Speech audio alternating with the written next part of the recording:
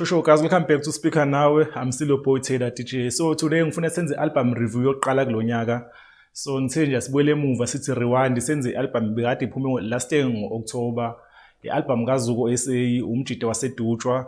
Uke wakhipha album at the beginning of 2023 album ebizwa ngomkhonto and yenze kahle kakhulu. Sasenze na i-review yakhona even though yangekho red balance because i-album yeseyinje but ngithe nje ake ngithathe isikhathi ngilalele because inenyanga entathu iphumile i-album lena so inengoma ezimbalwa but ke I believe is strong like angazi mhlawumbe ezinye ingoma ezasale kule album because le album ayinengoma eningi lana but ukhipha ingoma ezimbalwa igama le-album ongithumeleyo so nje yayizwa even i-heading yakhona like sinesigqi like ngathi sub gospel inyana because there's another thing engayinotice ke album kakhulu because ngisaqala ukuzwa le album ngade ngizwe ingoma yakhe eyodwa idlala eGagasini because that time I was still staying in Pietermaritzburg so ngangizwe ingoma yakhe idlala eGagasini lapha and yayi afro pop but mase uphuma album ngangilindele ukuzwa ingoma eningi za afro pop but mase ngilale album ngisho ukuthi actually lo mjida lona akafana nama-artist abaningi afro pop because umusic wakhe ubalance seyi-gospel ne-afro soul ne-afro pop so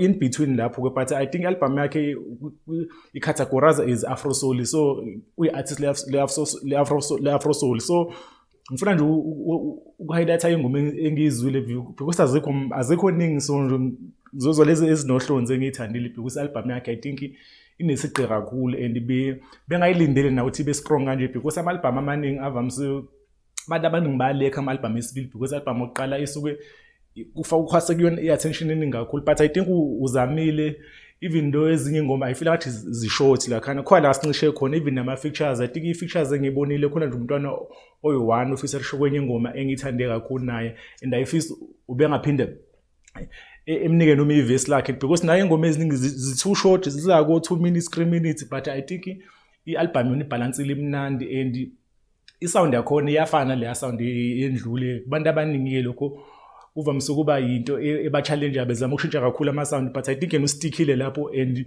usenaso leso sigqi sakhe and i-album yakhe izoba nama-numbers because abantu basalangazelele lento ababeyizwile laphana because as I said umkhonto album yakhe yenze kahle kakhulu I think ibe gold ngeke ngabona i-celebration ukuthi album yakhe isiyi-gold futhi namanje saqhubeka ama-numbers awanyuka because ingoma eningi zine-message sazoba ne-message iminyaka eminingi nale album ke entsha yelena sikhona-ke ingoma nje engifuna ukuthi ngifocuse kuzona ngizoqala ngengoma yami engiyithandile I think iyona iphume as leading single lethi ndimi ndinguye leyo ngoma leyo i-sound like umthandazo like indlela akasho ngakuthi no uyena inkosi uyena umuntu obonayo so abona mawulalela la ngoma leyo la ubona khona ukuthi okay lo mjida uphuma kwi-background ene-gospel kakhulu because kuyasho ukuthi abazali bakhe babafundisi and kuyazwakala imfundiso zabo I think ziyaphuma la kuyena so leyo ngoma nje iyahila kakhulu abantu abasenkingeni eningi ukuthi uNkulunkulu engaphendula yonke imthandazo yabo uyakuzwa wonke ukukhala kwabo so leyo ngoma le ine meaning strong kakhulu I think ingoma nje powerful isazoqhubeka ibe nama numbers even maybe after 10 years because abantu abaningi bazohlezi benazo lezo nkinga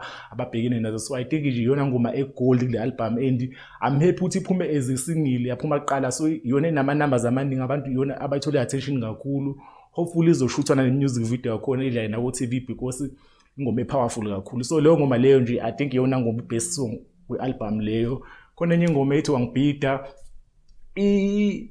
i-love song because lo mjidi as I said une-side le-gospel but khona i-afro soul khona i-afro pop so i-love song nje mnandi lethi wangibhida bhalela umuntu wakho abantu abasemathandweni I think leyana bengarelate kuyona kakhulu nje umuntu osuke esedideke ngempela lona umuntu osefuna ukulobola anytime ekhaya yenze zonke izinto umuntu osuke esemathandweni so I think abantu abasemjolweni bazoyithanda-ke lenye bese kuba khona enye ithi my love lo i-break up song indlela lo mjida lo ingoma zakhe balance ngayo kuba khona ingoma yothando kube khona i-break up soul uthi no behleli nawe kumnandi sithandana but hamba my love ukubona phambili ngathi la uyakhona ungafika uphatheke kahle because bengiphatheke kahle but asikwazanga ukufika la kufika khona because kuyenza ukuthi abantu bexabane ingekho nento enkulu ebaxabanisayo but kuwukuthi uthando selihamba lafela kuphela khona so I think balekile ukuthi abantu bededele inhliziyo umuntu eqhubeke efike enze izinto zakhe lo so leyo ngoma leyo nje nayo ine-meaning emnandi and ama-instrument akhona because ngisaqala ukuyilalela mangibona lokuthiwa hamba my love I think maybe ubethi akuhambe isithandwa sakhe esishonile because inalo ma-element nje athanda uba hectic ngathi ingoma mhlawumbe uyibhalela umuntu ongasekho laphana because nje imelody ngalendlela. So I think nomuntu mhlawumbe wade nesithandwa sakhe mhlawumbe kwenzeka sashona-ke because angikaze ngibe kuleyo position yokushona lo muntu othandana naye. I wonder ukuthi abantu bakhupha kanjani, but I think lowo song mhlawumbe nabantu engabaduduza because nje imessage yakhona kuthiwa nje hamba my love-ke, so kuwena ungayi-interpret-a ngendlela yakho. But I think enye ingoma ebhalansile, ikhona nenye incwadi-ke le very interesting, incwadi laphana ubhalela abazali bakhe ukuthi abamsize wazi ukuthola umakoti-ke. Siyazi ukuthi umakoti-ke lesikhathi samanje kunzima, nathi iminyaka ihambile but akukhetheki because umakoti bethi bayaphuza kwenziwa zonke izinto. So uzama ukuthi abazali bakhe bemsize bemthandaze sethole umuntu o-right akazokwazi ukwakha naye because ufila ngathi nawe sekuleso stage la ngabe uyathatha khona but akazi noma indawo akahamba noma abangani akahlala nabo mhlawumbe abamblockela lezi zinto. So ucela imthandazo kubazali laphana, sibaningi sayidinga lo mthandazo because usisihlangana naba le endleleni.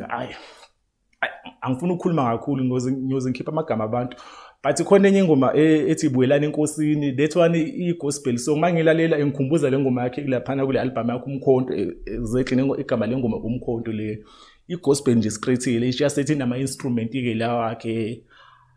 And another thing enginotisile from i-album yokuqala nale album yesibili, I think umjida yonke into ngathi uyenza yena because ngibona kuma-credits laphana kubhalwe yena ukuthi uyena umisa ama-vocals, uyi-composer, uyi-producer. That is very rare ukuthi umuntu enze yonke lo nto. So I think une-talent eli-unique and special. I think umuntu o-gifted ngempela. Ngiyazi u-gifted baningi abantu abamsebenzisa ngendlela, but ngesiZulu mina umuntu o-gifted umuntu osuke ephiwe. I think unesiphiwo because bambalwa abantu abakwazi ukudlala ama-keys, bebe ne-voice, bekwazi ukumixa, le-mastering, bekwenze wonke umuntu oyedwa because I think wathi ngangabona i-interview yakhe yenza laphana ku-SABC 3 ethi une-degree ye-sound engineering. So I think iyamsebenzela la and iyamsiza ukuthi umusic wakhe usound ngale ndlela akayifunayo because uyena umuntu osuke ne-vision vele. So I think leyo soke i-skill esirare ukuthi umuntu ebe-talented la, ekwazi ukuproducer, ekwazi ukucompose, ekwazi nokumixa ama-voice.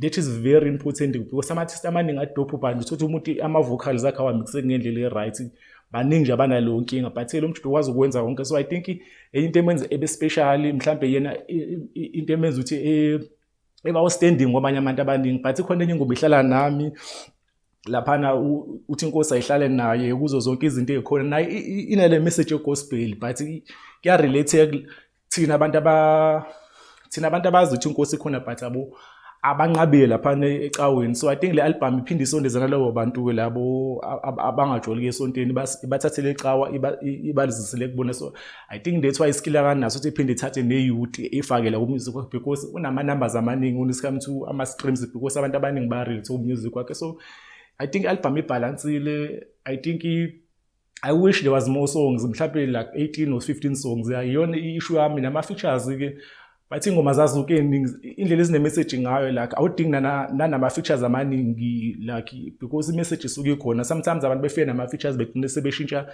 yonke into, but there's one song engizwe laphana, I think Impilo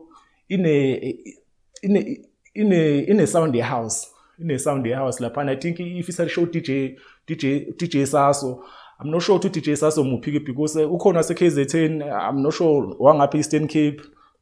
I think i-KZN sinoSaso, but le eyengoma leyo ithanda ukuba ne-sound ehlukile. I think that is the only song ine-sound engekho kule level, ihlukile, iyi-house leyo. So na ngibe happy ngizwe nengoma izophinde ibe different. So nje I think i-album ngi-enjoy kakhulu mina. I think ngayi-rate nginikeze u-8 out of 10, and the reason ngayinikeze u-10 because ingoma I feel like iyashoda.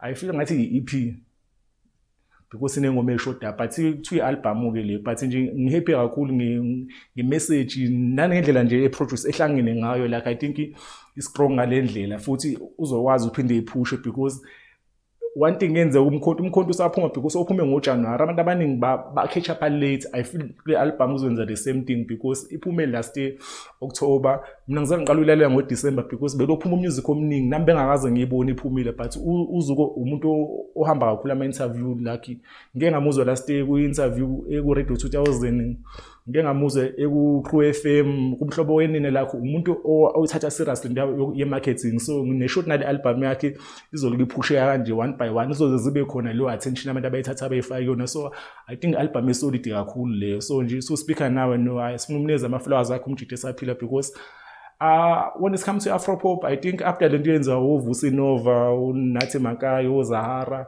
akekho umuntu osaphinde waba outstanding kuleli side lase Eastern Cape kwi-Afropop. So I think omunye kumuntu lo olibambile ngempela iflag and idutsha uyakhuphula ngempela because ustrong umjidi.